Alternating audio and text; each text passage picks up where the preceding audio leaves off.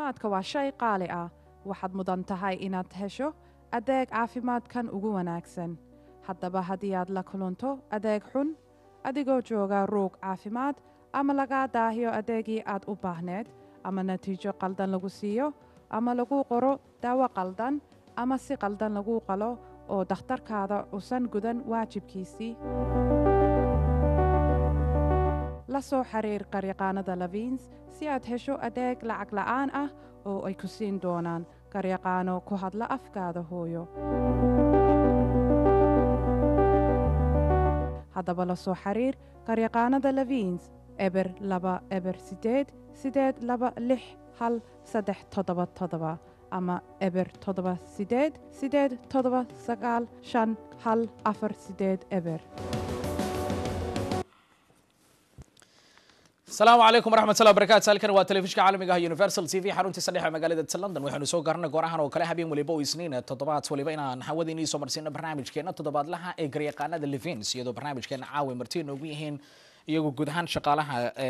Levenes studio-ha kuwaad nala fadhiya garyaqaanadoodan aan caawa jecelnahay mowduuc qaas oo daawadayaasheena in badan oo kamid ah inaga codsadeen inaan weydiino su'aalo la xiriiro oo jecelnahay hadii beedma inta dhexe iyo inta dambe ee barnaamijkeena caawa in aynu si guud iyo si gaar ahaaneed aynu uga hadalno hadii beedma iyadoo mowduucana caawa uu yahay markii lagu xiro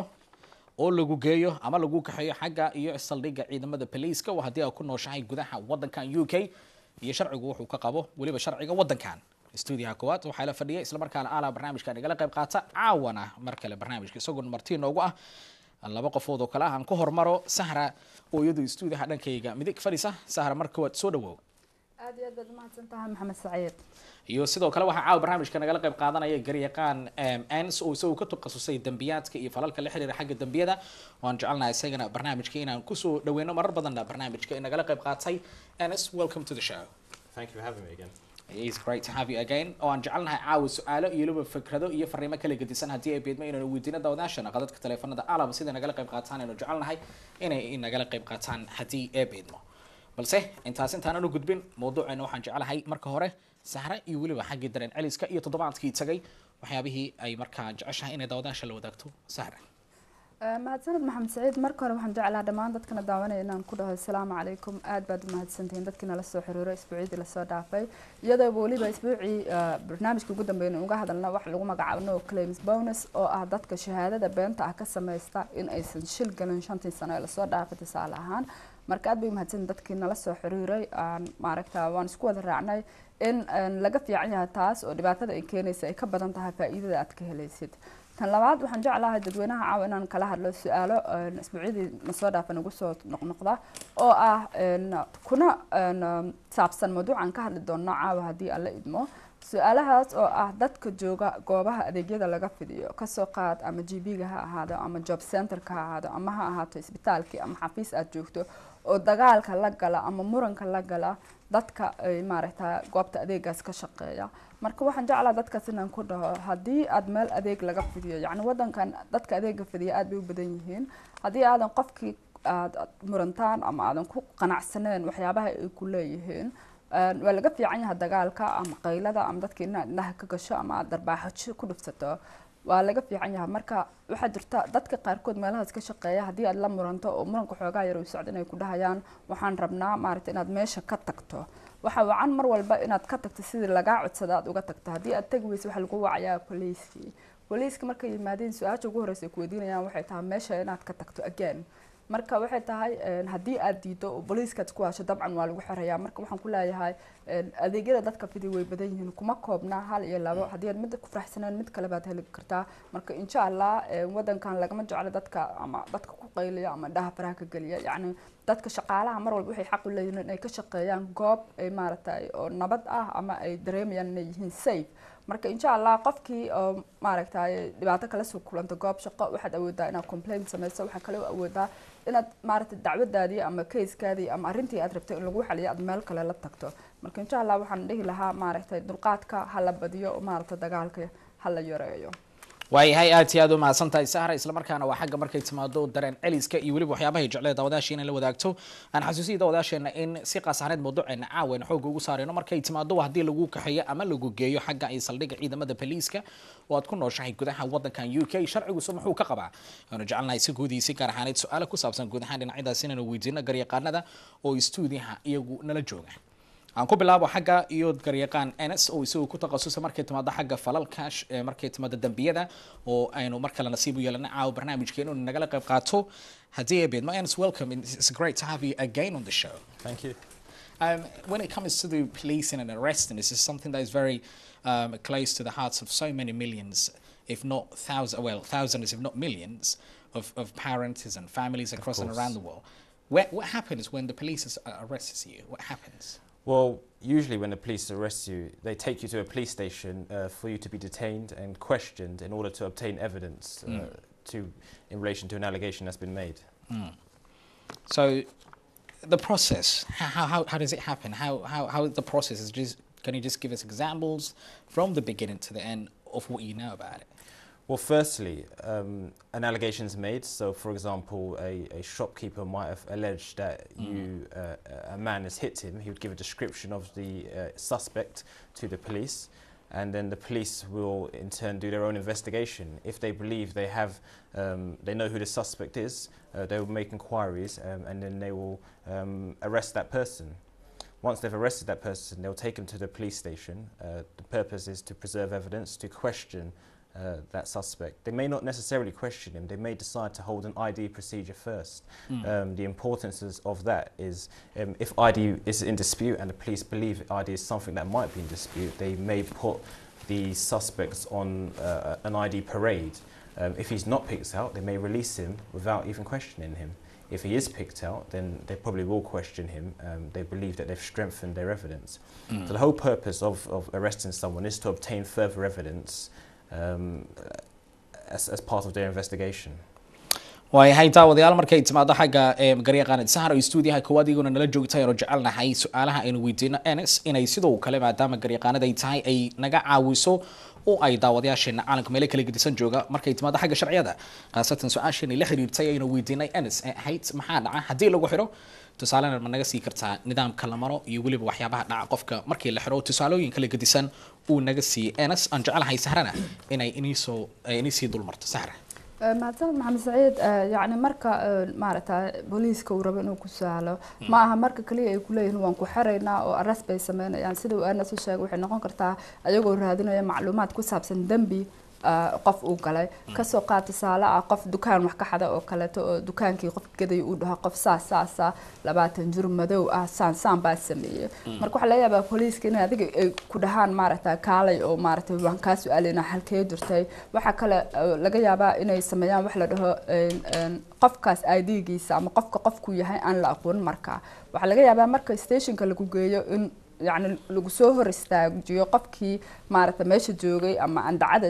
soo andacoodo oo maaragtay dhahay wax dhibaato baa la geystay waxa laga yaabaa adiga iyo dhowr qofood oo kale meesha lagu soo istaajiyo oo qofkaas la dhaho qofkeeba dambiga galay ma tilmaami kartaa ma noo sheegi kartaa oo kale marka maaragtay sababta booliisku qofku u su'aalo waxay tahay maaragtay mar waxay tahay inay dambigii baaraan marna waxay tahay in dambigii ay wax cad kugu haystaan oo kale ay rabaan qofkii maaragtay evidence-gina preserve ku sameeyaan oo maaragtay ay soo aruuriyaan si markaas go'aan lagu gaaro in qofkaas la horkeenayo sharciga iyo in kale waayahay su'aalo way badan yihiin waliba markay timaado xagga waxyaabaha la xiriira in qofkii la xiro loo kaxiyo saldhiga ciidamada booliiska oo jecelnahay garyaqaanada su'aalo kala gedisan oo inoo soo socdeen inuu weydiino daawadayaashan hadii ay beed qaybaha dhexe aanu jecelnahay fursad inaynu u siino aynu ka codsanayna inay mowduuca caawa ay xoog ku saaraan. To go back to the subject, how long can the police detain you? Again, that's another important question. Whilst anyone's detained in police custody, it may seem like forever, but it's not forever. The police can actually, in the first instance, keep you a maximum of 24 hours. It's very important. It's 24 hours from the moment you arrive at the police station. The police aren't supposed to work up to that 24 hours, so they shouldn't just release you on the final hour. They need to be acting as quickly as possible. However, in certain cases, it's usually the more serious cases, when there's a lot to investigate, the police may go to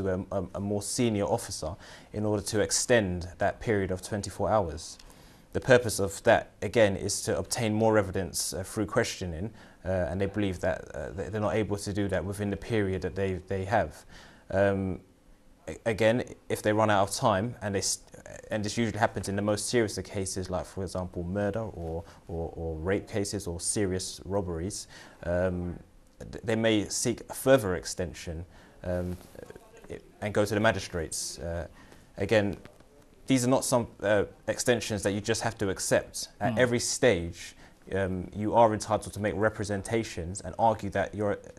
detention should not be extended, the time should not be extended. If you have a solicitor, your solicitor will argue on your behalf and say, and put forward reasons why the police have had enough time and why you should be released when the 24 hours is up, or when you should be released when the extended time is up or before. And how long can they extend? I mean, we understand the first 24 hours, but when you say they can extend the hours, how long is it going to take? Well, the police can then extend it for a further 12 hours. That's when they go to a senior officer. The senior officer will look at the case and he will decide whether or not he's going to give the police the full 12 hours. He may decide, or she may decide, no, I'm not going to give the police the full 12 hours. They've listened to the representations made by the solicitor or the client himself if he's not represented, and they may decide to only give 8 hours. They don't have to actually give the full 12 hours. وهي رن ahaantii markay timaado xiritaanka iyo qofka markii loo kaxiyo xagga saldhigga ciidamada poliiska oo run ahaantii dad fara badan ay markay timaado inta saacadood ee qofka marka ay haysan karaan ama ay hayn karaanba ciidamada poliiska saacadaha kala gedisan oo marka garyaqaanku uu inoo dulmariyaan jecelahay garyaqaanid Sahra oo stuudiyaha iyadoo nala joogta Sahra. محمد سعيد يعني سؤال waxay tahay inta uu booliiska kugu hayn karo xabsiga ku su'aali karo waxay tahay inta ku su'aali karo waa maximum ugu badnaan 24 saacadood 24 saacadood waa inay ama dambigii ay kugu soo oogaan ay cadaan haystaan maxkamad ay ku geeyaan ama waa inay ku sii daayaan waxa jirta kaysaska qaarkood sharcigu inuu ogol yahay booliiska inay sii helaan waqtiga ay sii dheereystaan ama wax loo extension ay helaan marka waxay noqonaysaa inay u tagaan maaragta askarta meesha joogta mid ugu sareeyo oo u sheegaan sababta ay ugu baahan yihiin waqti dheer inay ku helaan sababtaas waxay noqon kartaa kale iyagoo cadeymo soo aruurinaya iyagoo maaragta wixii aad sheegtay soo hubinaya inay run yihiin iyo in kaleeto marka officerkaas marka wuxuu siin karaa 12 saacadood oo kaleeto oo maaragta ay ku soo baaraan marka sida uu Nasdin sheegay waxay tahay haddii aad lawyer leedahay ama garyaqaan aad leedahay kula socda uma baahnid inaad mar walba aad yeesho poliiska codsigooda yani waxaad sameyn kartaa wax la yiraahdo representation aad ka doodayso wadahayso ama lawyerkaada uu leeyahay maya uma baahnid in waqtiga aad u baahnadan waad hesheen waxa mudan xasuusin maaragta waqtigaas markuu dhamaaday kadib in maxkamad lagu soo hortaago ay qasab tahay waxa jirta dambiyada qaarkood sida dilka oo kale kufsiga oo kale dhaca oo maaragta adigoo hub wata qof dhacda oo kale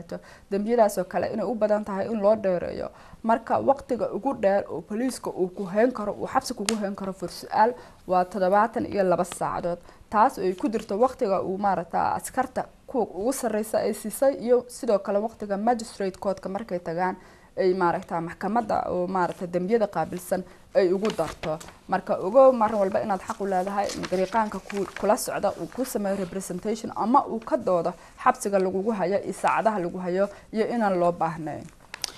وهي رن ahaantiina ay soo socdaan su'aalo kala gedisan oo ku saabsan markii timaado qofka markii loo kaxeeyo markay timaado xagga dambiyada uu galay oo loo kaxeeyo xalliga saldhigga poliiska oo aan haddan ka hadalnay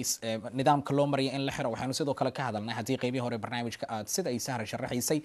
hadba qofkii dambiyadiisii iyo noocyadii kala gedisnaa iyo waliba saacadaha uu qofku ku lagu hayn karo saldhigga ciidamada poliiska waxay noo soo socda su'aalo kale oo qofka xuquuq muxuu u leeyahay oo jecelna garyaqaanadina wax ka weydiino balse sida naloo sheegay qadad fara badan ayaa qadka ku jira waxay naga xasuusinaa intaanan qadadka aanan fursada siinin inay codsi inaga tahay daawadaashan caalamka meel kala gedisan jooga qaasatan kuwa reer UK oo si qaasaaneed barnaamijka u taabanayo inay fadlan ka fogaadaan TV-ga internetka barnaamijyada ay kala socdaan markii ay soo wacaan si codkooda oo fasaxa ayna u maqalno ayna u helaan fursad inaguna aan codkooda oo fasaxa aanu u maqalno. And there's more to come. The questions are getting harder. So when it comes to the custody, something that I personally and many people might not like, What rights do you have whilst in custody? Again, another important question. You have a number of rights when you're in custody. I of course will say the most important right is the right to free and independent legal advice. I would say it balances out the playing field because you have the state, the police, who've arrested you. If you are unrepresented, in some ways you're unprotected. With a solicitor, it balances out the position you're in. So I would say the first and most important right is to have free legal advice. And it doesn't matter if you're a millionaire, a billionaire or a poor person, that right is for everybody, to have absolutely free, independent legal advice. I should say that some people have their own solicitors, whether it's because they've been in trouble with the law before or whether it's been a mistaken idea and no further actions happened or not. Some people don't have their own solicitor. When anyone is arrested and brought before the custody sergeant, they will be asked whether or not they want to have a solicitor. If they do want to have a solicitor and they have their own solicitor, of course, then what they will do is they will request their own solicitor. They will name their solicitor. So they will say, I want Ernest Adua from Levenes Solicitors. Alternatively, if they don't have their own solicitor, they will say, I would like the duty solicitor. Now, what I want to make very clear is there is no such thing as a police solicitor. A lot of people think the duty solicitor is the police solicitor. And it's some sort of myth that's made up, which I'm not sure where it started from, but there's absolutely no such thing as a police solicitor. The CPS, the Crown Prosecution Service, they do work with the police, but they're not police solicitors as such. The duty solicitor is simply a solicitor. I myself am a duty solicitor, and what it means is I have an extra qualification which enables me to go on a panel of solicitors, where if someone has been arrested and they don't have their own solicitor, they can be given one from this panel of solicitors who have that extra qualification. Am I allowed to make phone calls when I'm in custody? Yes, that's another right you have. It's not to make a phone call just to have a conversation with a friend or anything like that. Your right is to make a phone call to anyone who may be concerned about your welfare. It's very important that whilst you're in custody, people may be worried about where you are, especially if you're a young person, if you're a vulnerable person through perhaps mental health issues. People will be worried about where you are. And so you are entitled to make a phone call to anyone who may be concerned. The police, if they're not too busy, they will facilitate that call. But you need to be careful because they do listen to all the calls that are made. So it's important not to discuss the case, the allegation, whilst you are in police custody on the phone, because they do have the means to listen to the call. Another right, which is having access, reading the police and evidence, the police and criminal evidence, PACE Codes of Practice. It's a book. It's essentially the book that tells you what the police can and can't do. It tells you your rights whilst you are detained in custody. It's a very important book. And let's be honest, people who are in custody, they tend to be in custody for some time. So it's a book worth reading whilst you're in custody, because you will go mad whilst you're in there. Imagine, by yourself, no one to talk to. It's worth reading that book, understanding your rights and perhaps making a phone call.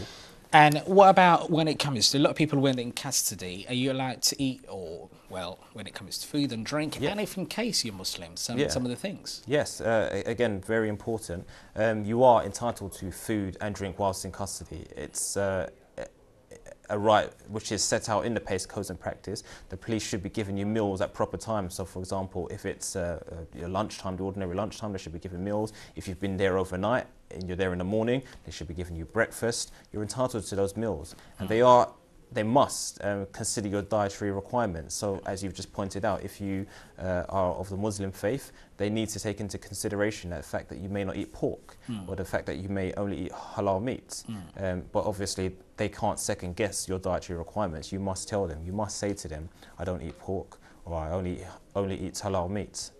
Okay, waayahay. Ernest, garyaqaanka run ahaantii aynu weydiinay su'aalo kala gedisan oo jecelahay garyaqaanad Sahra inay qaar ka tirsan inoo dul marto markii qofku uu xabsi ayaan iraahday saldhig ciidamada booliisku kale ay hayaan waxyaabo xuquuqda u leeyahay ma loo ogoliyo telefoonka inuu waco qoyskiisa iyo qaraabadiisa iyo eheladiisa iyo asxaabtiisa haddii uu muslim yahay cuntada muslimiinta ay cunaan ma loo ogoliyo waa haddii lagu xira xabsi ama aan iraahday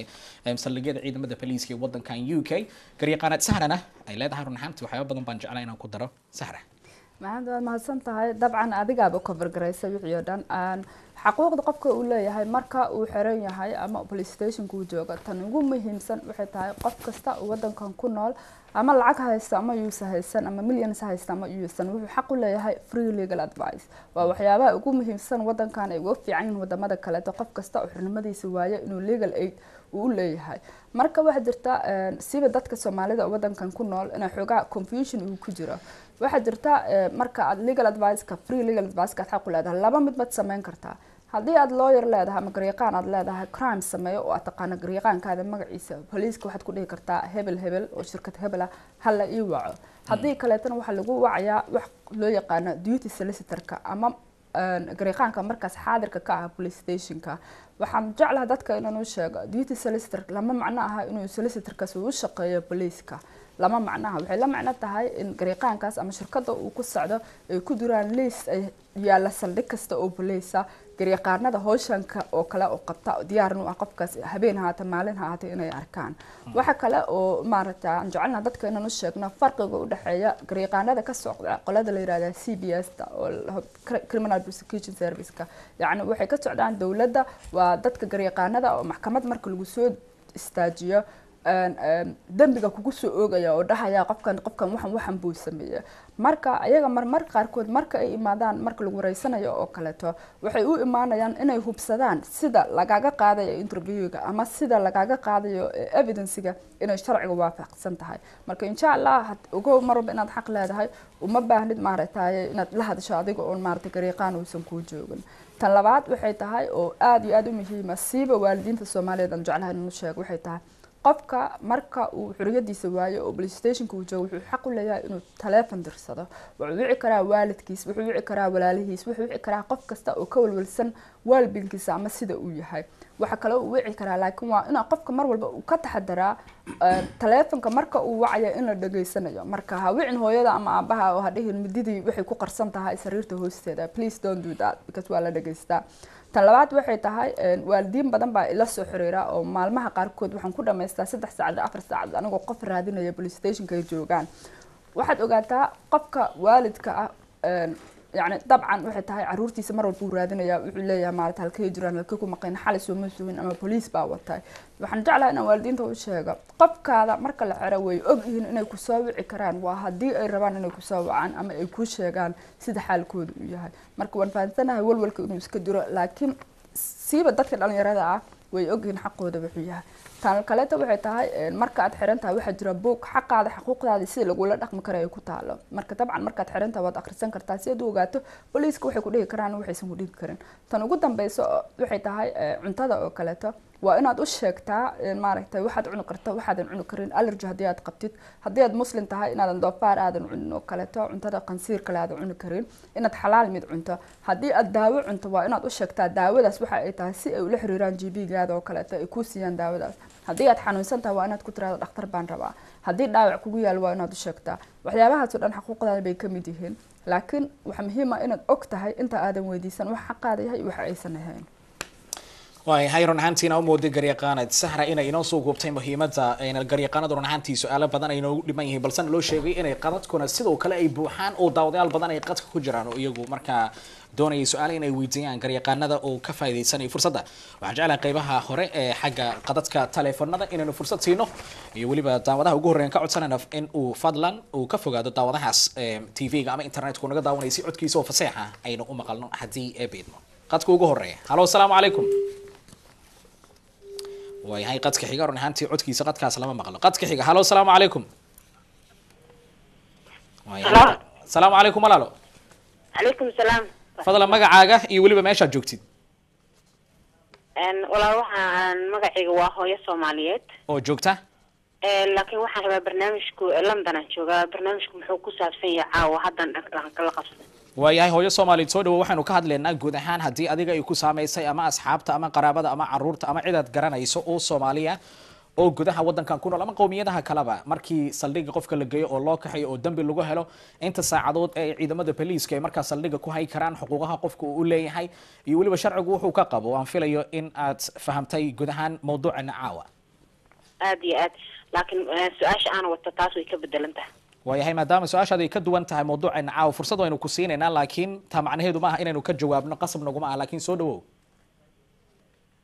okay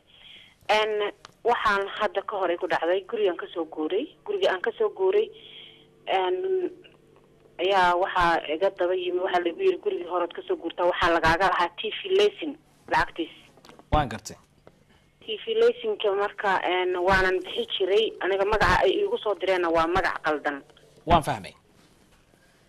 laakiin da'dii waa iskaleena waan fahmay adigu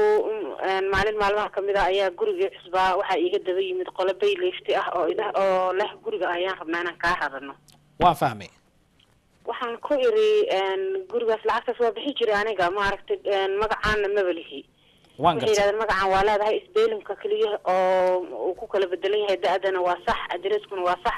lacagtana waa lagu leeyahay maxkamad ayaan kuu soo dirnay maxkamadiina waad miiskareeday saas darteed ayaan rabnaa inaan guriga kaaga radano waan gartay laakiin magacaagu ma aha magacii da'da kaliya ayaa isleh da'da ayaa isla bis waan fahmay waxay ugu yiraahdeen magacaada gadaal baan u baahnay waa soo xirnay inuu magacaada sida saxda oo yahay documentigaygan soo bixiyay waa kana hayr magacayga saxda waxay yiraahdeen maya kaama yeelayno waayo waa soo xirnay magacaada saxda waxaan isbeelinka bisay ku kala bedelan yihiin maxkamadiina waad miiskareeda waa inaan guriga kaa radano waan gartay waxaan ku iri magac saxa haddaad iila imaataan wixii aad igu leedihiin oo xaq ah waad siinayaa laakiin iila imaada magac sax mayay yiraahdeen waxay sameeyeen adigu way diideen ninaa wuxuu isku dayay inuu guriga soo galo oo xoog ku soo galo nimankii kamid ah waxaan ku iri haddaad guriga xoog iga soo gasho booliiskan ku wici doonaa booliiskan ku waca markaan irina asagiyaaba hore ka wacay booliiskii kuwi kale oo banaanka taagnaa booliiskii imaaday booliiskii markuu yimidna waxay ugu yiraahdeen dadkaanana soo wacay qalab noocaasayna kugu haystaan magacaadana waa lasoo helo waad ku qasban tahay inaad bixiso lacagtan lagugu leeyahay right now inaad bixisid waa lacagtan waan gartay lacagtii adigu marka waxaan sameeyay waa ku qasbanaaday ninkaygan wacay waxaan ku yiri lacagta noocaasana laga rabaa waa inaan hadda degdeg ku timaado lacagta aad bixiso lacagtiina uu bixiyay asagu waa reer UK miya ha waan gartay lacagtiina adigu wuu bixiyay markii lacagtii aan bixinay na way tageen anagiina marka go'aan waxaan ku gaarnay inaan lawyer qabsano marka maxaa tala iga sii kartiin marka waayahay waxaan jeclahay qadkiina ku jirtid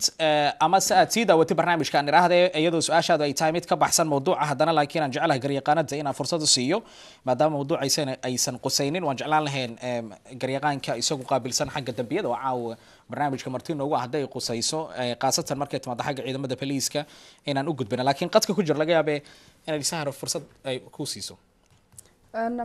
mahadsanid hooyo Soomaaliyeed sidaan u fahmay waxaad leedahay TV license fiigiisi ama TV-ga license loo qaato lacagtiisa baa lagu haystaa laakiin magaca baa qaldan waa hadii aan si fiican u fahmay marka magaca qaldan markaad leedahay ma magaca hore baa qaldan mise kan daba baa qaldan mise laba xaraf baa isweydaarsan taas maana fahmin dan waxaad leedahay da'daydu waa sax maxkamad baa la ii soo tirmaanan tagin dan waxaad leedahay waxay isku dayeen guriga inay soo galaan waxaan filayaa kuwa imaanaya waxay tahay kuwa collection agency-ga ka socda ma ku saxsanahay taas hooyo Soomaaliyeed waad ku saxsan tahay laakiin maxkamadda warqadda maxkamadda maba aanan helinba okay laakiin warqadda maxkamadda ma aragtay adiga igu yiraahdeen ood ka soo guurtay okay well waxa kaliya aan ku dhigi karaa waxay tahay maaragtay kuwa collection agency-ga marka ay soo galayaan TV license-ka dadka aan tala guud iman ku siin karaa TV-ga license dadka aan bixin waxa ay sameynayaan waa offense inaadan bixin TV license marka dabcan booliiska marka ay wacaan booliiska way leeyihiin maaragtay xaq bay u leeyihiin inay guriga ku soo garaacaan waxyaabaha marka waxaan kugula talin lahaa inaad numberka qorato insha Allah aadna soo wacdo ma aha waxyaabaha aanu sameeyno ba hadii aan heli karo qof ku caawisa waan isku dayi doonaa insha Allah beritoole waayahay aad iyo aad u mahadsantahay hooyo Soomaalida run ahaantiina su'aaluhu ay badan yihiin qadadka telefoonada waxaan jeclahay dib inaan ugu soo laabano oo aynu dib ugu laabano mawduucana caawa oo nisu qaas ahaaneed ama si gaar ahaaneed aan xoog ugu saarayno markay timaado dambiyada xagga qaasatan dadka dambiyada gala ee saldhigyada ciidamada boliiska waddankan la geeyo iyo waliba sharcigu wuxuu ka qabo si guud ahaaneed oo isagu stuudiyaha koowaadna la fadhiya isla markaana ah garyaqaan ku takhasusay dambiyada iyo waliba falalka la xiriira ayaanu jecelnahay su'aalaheeni inaynu halkaas kaga sii wadano. Will it be quicker for anyone who's in that position, whether it's for me or for you, to have a solicitor? Usually the police will say to you, if you have a solicitor, they will take 3 or 4 hours to arrive at the police station. That's often a tactic employed by the police to encourage or persuade someone not to have a solicitor present. I should make it absolutely clear that it is the person in custody's decision whether or not they should have a solicitor. It's not my decision, the solicitor, it's not the family member's decision, and it's not the police officer's decision. It's the person in custody who must decide whether or not they want a solicitor, and they should not be persuaded by anyone to make their decision. The police may tell you it will take 3 or 4 hours for a solicitor to arrive, and obviously if I was to hear that, then I might be persuaded not to have a solicitor, because I don't want to have any reason to be delayed. It's not going to take 3 or 4 hours for a solicitor to arrive. Usually when somebody's arrested, what happens is they're booked into the police station, and the solicitor is called. The solicitor will call and get the details, and then the solicitor will be told that the police are not ready. So in fact, you're not waiting for the solicitor, you're waiting for the police to become ready. Once the police say they're ready to interview, what will then happen is they will call the solicitor and they will say, we're ready to interview, and the solicitor shouldn't take any more than 45 minutes to get to the police station. So I know I've gone around it in a roundabout way. You asked me a direct question, will it be quicker to have a solicitor or not? The short answer is,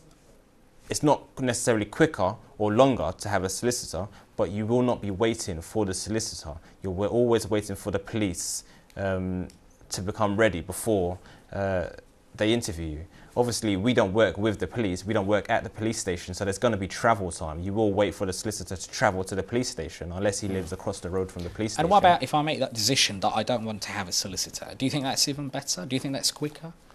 Well, again, it depends on the circumstances. Obviously, you won't have to wait for the solicitor to attend, but I wouldn't necessarily say it's better. No, of course not. I believe it's free independent advice, and I believe it's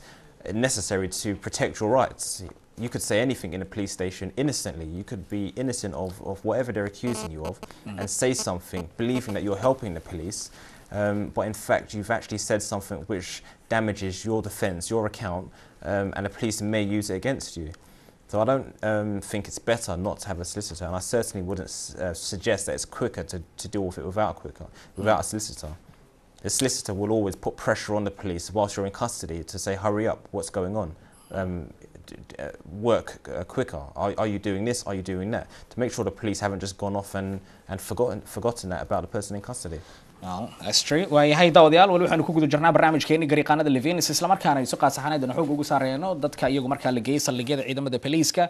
inuu gariiqaankana wax ka weydiinay markay timaado markii lagu xareeyo ama lagu geeyo saldhiga ciidamada poliiska miyay ku fududahay inaadan qabsanin gariiqaan ma waxay tahay inaad gariiqaan qabsatid nidaamka iyo wadada aad maraysid ma fududahay su'aalahaas aynu weydiinay jawaabahooda waxaanu jecelnahay inay inoo dulmarto gariiqaanad Sahra Saciid su'aasha waxay ahayd ma waxa ii fudud inaan maaragtay gariiqaan la'aan aan la hadla booliiska masamaya waxa jirta in maaragtay booliiska wadankan ka howlgala dadka ay ku dhahaan hadii aad gariiqaan rabto waxay qaadanaysaa 3 saac ama 4 saacadood inta uu ka imaanayo run ahaantii taas ma aha mid xaqiiqda ah laakiin taas waxay tahay mid sir ah oo maaragtay isku dayayaan qofka u xiran inay ku siraan si qofkaas uu la hadlo asagoo gariiqaan uusan la joogin marka maaragtay dadku waa inay ogaadaan go'aanka mar walba ayaga iskala go'aanka ma mid familkiisa uu leeyahay ma ahan mid maaragtay police officer-ka oo su'aalayo uu leeyahay ma ahan mid uu maaragtay uu leeyahay dadkiisa kale to qaraabadiisa waa qofka xiran go'aankiisa hadii adiga ay kula tahay maaragtay inaad gariiqaan u baahnaan oo aad rabto inaad la hadli kartaa laakiin waxaad ogaataa 3 saac 4 saac qaadanaysa inay been tahay badana waxay tahay police-ka waxa uu maaragtay arrimaha dib u dhiga sababta inta isiyaarinayaan baa waqti qaadanaysa marka police-ka ay wacaan qofka duty solicitor-ka ah ama qofka adiga aad magacaado oo gariiqaanka ku ay wacaan qofkaas waxay ku qaadanaysaa 45 daqiiqo ama ka yar bay ku qaadanaysaa intuu ka imaanayo dabcan waxay tahay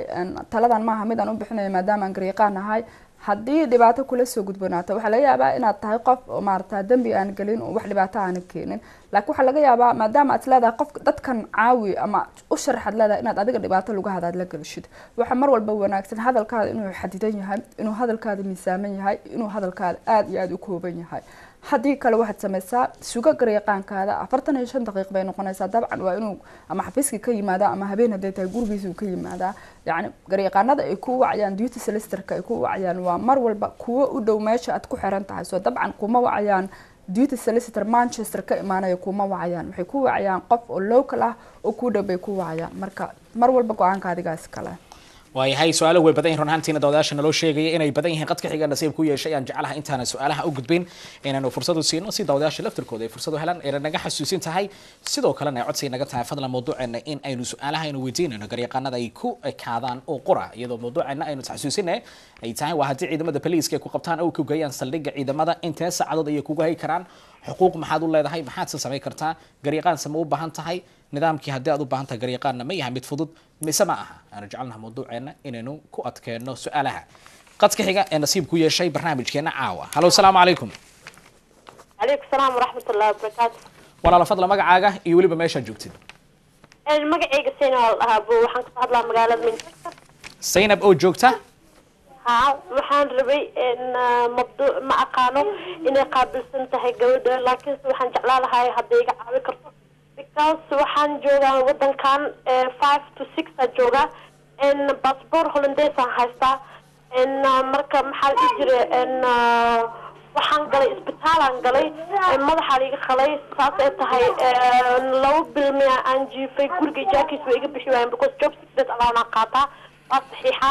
markaan dalbaday income support aan dhahayna waa jirinaa isbitaal jiifa oo dhakhtarkii weynaa hataa warqad ii qoray oo dhahay inantaan way jirin tahay oo saxiix ma imaan karto waxaa jecelnahay inaa caawisin ilaa isbitaalka ay ku jirto oo gurigaas ijaarka laga bixiyo waxay ku dhaheen passport Hollandees ay haysataa waa in deganaasho ay samaysataa deganaashadan waxaa maqlay qof shaqeynaya ma ogi qof kale inaan loo samaynayn marka waxaan rabay maxaan sameeyaa hadda ilaa hadda weli waa saxiixa anoo jiran saas inta cunug yar oo sanad jirta haystaa marka deganaashada see ku hela maadaama ani aan shaqeynayno ma heli karaa ma iga caawi karaa inaan ogaadaan waayahay Zainab waxaan jecelahay in ay sheegto xagee joogta adoo raalliya Manchester magaalada Manchester ee wadankan UK yeah goortii lagu qalay adoo raalliya haddii aad xasuusatay sanadka waxaan lii qalay 8 October aan galay 8 October sanadkii 2003 2013 waayahay 2013 sanadkii tagay soo maaha waayahay waxaan jecelahay qadkiina noogu jirto sidaad tiri su-aashani maadan hubin inay saameynayso ama ay ku saabsan tahay mawduucana laakiin aan u mooday inay ka yara baxsan tahay laga yaabay garyaqaanadu inay fursad kuu siiso garyaqaanad Sahra oo istuudiyaha koowaad inala joogta Sahra waad mahadsantahay Zainab dabcan waxaan kuu rajaynayaa caafimaad degdeg inuu Ilaahay ku siiyo su-aashaad weydiisay waxay tahay waxaad leedahay nationality Hollandees sideen ku qaataa settlement dabcan waxay u egtahay inaad si fiican ula socoto sharuudaha la isku xirayo oo ah settlement markaad wadankan ka qaadanayso inaad tahay qof shaqeynayana dhowr sanadood marka waxaad leedahay waa la iqalay marka sanadka hore baa la iqalay soo dabcan waxay tahay xujo kasta waxay leedahay wax exception la dhaho ama ka reeban xujadaas marka haddii qalitaanka lagu qalay aawadeed aad disability tahay oo maaragtay aadan awoodin oo kaleeto warqadihii dhaqaatiirta iyo warqadihii maaragta kasoo qaad kuwa ceertaad haysato oo leh qofkan waa disable taas waa su-aal kale marka maadaama su-aashaada ay ku saabsan tahay waaxda socdaalka ama immigrationka waxaan kugula talin lahaa sharci ahaan maaragta xujada la isku xiray waxay tahay waa inaad shaqaysaa shaqo la-aan ma lahan waxa la yiraahdaa settlement ma helaysid soo haddii aad ceer qaadatay settlement xakumaad lehid wadan kale oo European aad ka timid marka waxaan kugula talin lahaa su-aashaada immigration bay ku saabsan tahay numberka qoro nala soo xiriir berito haddii aad disability aad leedahay oo kaleeto waxaa laga yaabaa in xujada la isku xirayo aad ka baxsan tahay laakiin haddii kaleeto dadka kaleeto ruulka saameynaya baa adigana ku saameynaya taas waa inaad shaqaysid aad iyo aad baad umahadsan tahay Zainab caafimaad baan kuu rajaynayaa insha Allah waayahay aad iyo aad baad umahadsan tahay Zainab ilaahay ha caafiyo waan u rajaynaynaa caafimaad buuxa oo taama haddii ay bedno Zainab oo joogta magaalada Manchester waxaanu jecelnahay markaana dib inaynu ugu laabano si aynu daawadayaasha aynu xasuusino haddii su-aalihiina ay ahaalahaayeen kuwa ku saabsan xagga dambiyada qaasatan xagga ciidamada poliiska oo caawa garyaqaan ens uu nala joogo waxaynu weydiin lahayn su-aalahaas laakiin aan u moodid ilaa iyo iminka daawadayaasha barnaamijka nagala qayb qaatay su-aalahooda inay ka baxsan yihiin mawduuceena caawa aynu jecelnahay dib inaynu ugu laabano mawduuca ens it's of course one of the most sensitive subjects when it comes to the policing so do I need an appropriate adult? That really depends on the suspect. If the suspect is under 18 years old, i.e. a youth, then yes, he must have appropriate adult with him at the police station. If the suspect is vulnerable in another way, for example, the suspect has mental health issues, then again the suspect will require an appropriate adult. It's an important right to have an appropriate adult when you're vulnerable. And the appropriate adult's role is not to advise you as a solicitor would, but to help communication between the police and the suspect. For example, if it's a family member, and ideally if the person's a youth in custody, an appropriate adult would be a family member who's not connected to the investigation, and someone who is an adult themselves, are over 18, and appropriate in the ordinary sense of the word. Now, using that example, if you're a young person, your parents will know you better than the police do. So if you're in the interview, for example, and the police may be asking you a question, the same question 10 times, and you may be saying, yes, yes, I understand, but your parents, they know you better. They know, he's saying he understands, but he actually doesn't understand. And so the appropriate adult is there to help communication between the police and the vulnerable person. If what's important to understand is that the appropriate adult doesn't have the same professional responsibilities and obligations as the solicitor. As a solicitor, I'm not allowed to tell anybody what my client says to me unless my client gives me permission to do so. The appropriate adult doesn't have that same obligation or that same responsibility. So if you say something to the appropriate adult, for example, if you admit committing an offence to the appropriate adult can tell the police officer that you've admitted to him that you committed the offence. I'm not allowed to do that. I've got professional rules that prevent me from doing anything like that. I must keep anything said between the client and myself confidential. And appropriate adults, if they're connected to the allegations, what about that? Then they're inappropriate. They're not appropriate because if they're, for example, a witness, they're inappropriate. If they are the victim, obviously, they're inappropriate. So anyone who's connected would be inappropriate to be an appropriate adult. The appropriate adult is not someone who's going to be given evidence in courts in relation to that specific allegation. So, for example, the complainant or the victim will be given evidence in court. If it proceeds to court, a witness would be given evidence. It's not appropriate for someone who's connected to the case to be an appropriate adult. And it's important to also note that the appropriate adult is not there to answer questions on the suspect's behalf. So, again, using the parent example, during the interview, the parent cannot answer the questions for the suspect. The suspect still has to answer the questions. All the appropriate adult will be doing is helping the communication if there is some sort of confusion or misunderstanding, and that's essentially it. Okay, thanks Anis. Moodin runtii su'aalo inay badan yihiin ay su'aalo kale inoogu hareen waa markay timaado qofkii markii uu baahan yahay qof qaan gaar ama qof qoyskii ka tirsan sidoo uga caawin karo oo runtii gariiqaanada u moodid inay qoraalo badan ay qoranaysay hadba gariiqaanku sidoo u sharaxayay gariiqaanad Sahra ayaan jecelahay inay inoo sii dulmarto sharaxaadaha. Okay. Marka hore waxa muhiim ah inaad fahanto appropriate adult la sheegayo waxa uu yahay waa qof istaahila inuu maaragtay ku wehliyo ka soo qaad hadii maaragtay aad waqtiga da'daada ay maaragtay ka yartahay 18 sano ama aad tahay qof xanuunsan oo maskaxda looga jiro oo kale waxa xaq u leedahay qof 18 jir ama ka weyn inuu kula joogo qofkaas marka maaragtay shaqadiisa waxay tahay inuu ku wehliyo iyo inuu caawiyo adiga iyo poliiska sidaad isku afahmi lahaydeen ma aha qofkaas inuu su'aasha kaaga jawaabo ama uu maaragtay hadii waalidku uu yahay kale looma baahna inuu asaga su'aasha ka jawaabo mar walba adiga ay noqonaysaa su'aasha inaad ka jawaabtid wuxuu gariiqaanku leeyahay mid aad iyo aad u muhiim ah taas oo ah qofka la leeyahay waa appropriate adult la leeyahay ama waa qof qaan gaar ah oo kugu haboon inuu ku wehliyo la leeyahay yani haddii aad qofkaas aad ku tiraahdo kale dambiga waan galay qofkaas wuu u sheegi karaa poliiska waxaad dhahday laakiin haddii gariiqaan uu kula socdo wax kastood u sheegto xataa hadaad tiraahdo qofkaas halkaas baan ku dilay halkaas baan ku aasay ma sheegi karo gariiqaanka yani waxa qabanaya sharciyada baa qabanaysa oo wax la yiraahdo confidentiality baa qabanaya marka insha Allah mararka qaarkood waxa jirta maaragtay qof dhalinyaro oo kale marka la su'aalayo ama aabihi ama hooyadu inay raacdo inay ka sii daraan yani Soomaalidan waxa leedahay wariyaa maxad waxaan u sameeyay wariyaa runta u sheeg wariyaa kan yaal marka mararka qaarkood aad ka sii darto marka waxa haboon qofka ku raacaya ama ku helinayo inuu yahay qof maaragtay dambiga lagu haysto aan shaqo ku lahayn marqaati ka ahayn oo maaragtay had walba ka madax banaan laakiin hadii aad awoodo mar walba waxa ku haboon adiga inaad maaragtay gariiqaan aad wadatid ama aad wacatid waayahay maadaama aynu usii dhowna xaggii gabagabadanu jecelnahay su-aalaha inaynu ku badino gariiqaanada si aynu uga faa'iidaysano. As you know, family is at the heart of our daily lives. Is everything that we do. Family is you know everything to us. It matters actually. So as a solicitor, will you tell to his or her family about the whole thing and the process, the things that are happening? Of course. There is only so much you can tell the family. In the first instance, I will always explain to the family what the process is, that the person has been arrested and how long I anticipate it taking. I'll tell them the general process. However, in relation to the specifics, it's important to know, and a lot of families, obviously, it's as you said, it's family is important, and they care a lot about their relative who's in custody, and they want to know exactly what's going on. It's important to understand that the client, the solicitor's client, is not the family member, but the actual person who's in custody. So a solicitor cannot disclose any information about the allegation, any information about what the person in custody has said to the solicitor, to a family member, any information about what evidence the police have.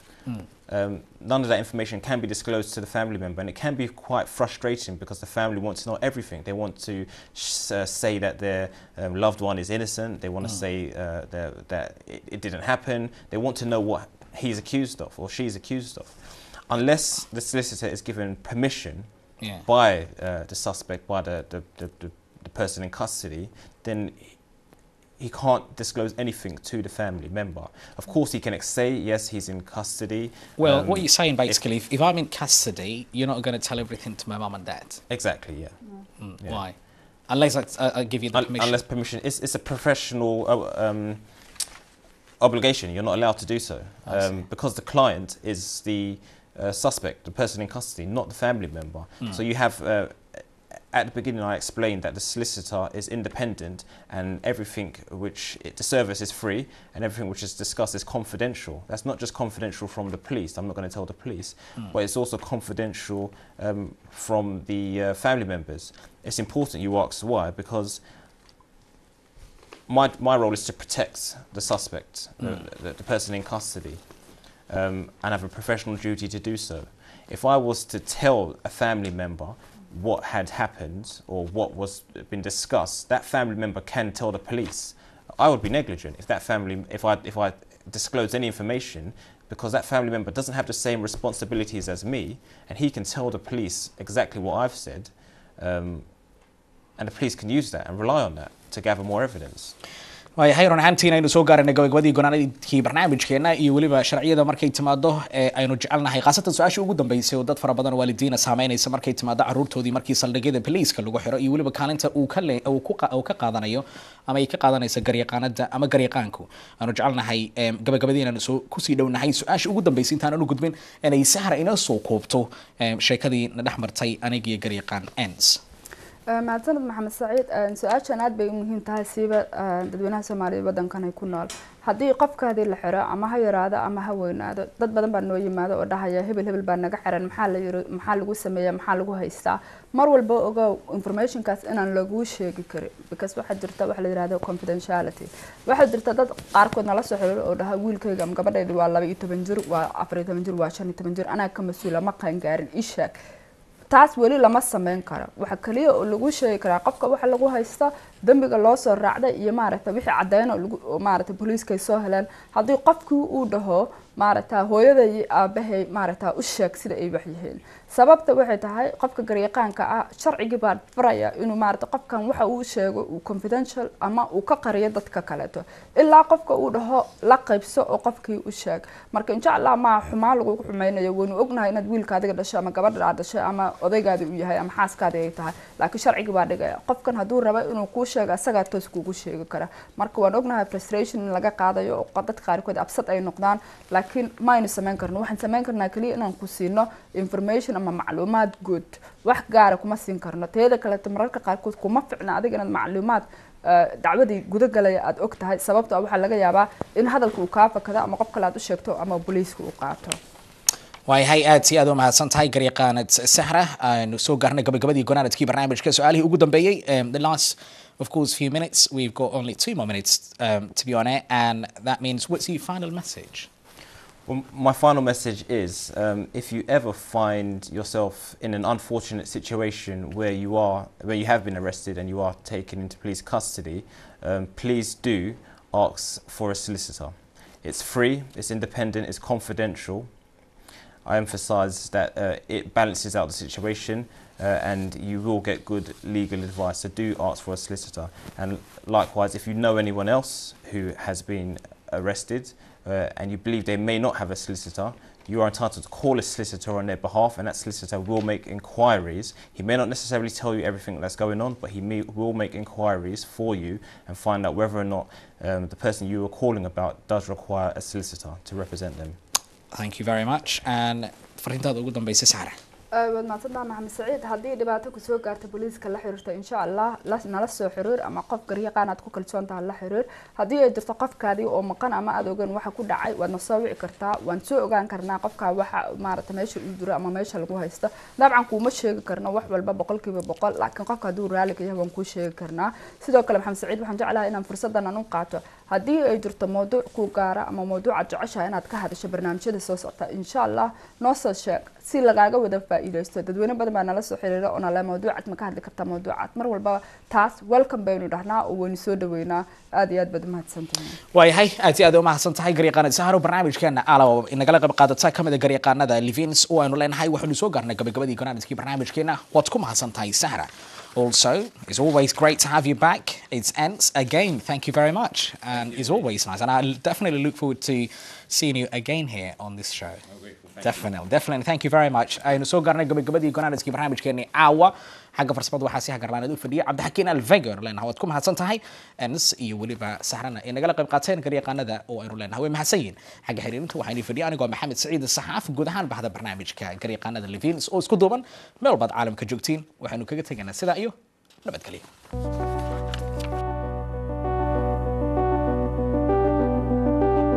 caafimaadka waa shay qaali ah waxaad mudan tahay inaad hesho adeeg caafimaadkan ugu wanaagsan haddaba haddii aad la kulanto adeeg xun adigoo jooga ruug caafimaad ama lagaa daahiyo adeegii aad u baahneed ama natiijo qaldan lagu siiyo ama lagu qoro daawo qaldan ama si qaldan lagu qalo oo dhakhtarkaada usan gudan waajibkiisii la soo xiriir garyaqaanada Levenes si aad hesho adeeg lacag la'aan ah oo ay ku siin doonaan garyaqaano ku hadla afkaada hooyo